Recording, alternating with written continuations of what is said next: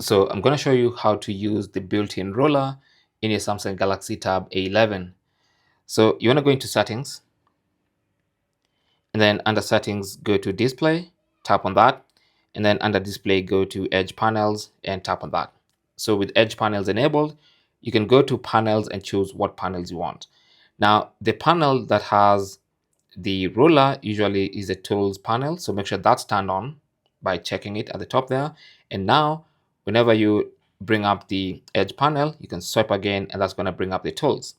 Now, in the tools section, tap on the three dots in the top right corner and then select ruler. And there you have your ruler, which you can use to measure stuff using your tablet. So for instance, if you want to measure the width of this document, you can just measure it like that. That's going to be 9.5 centimeters. Thanks for watching and good luck.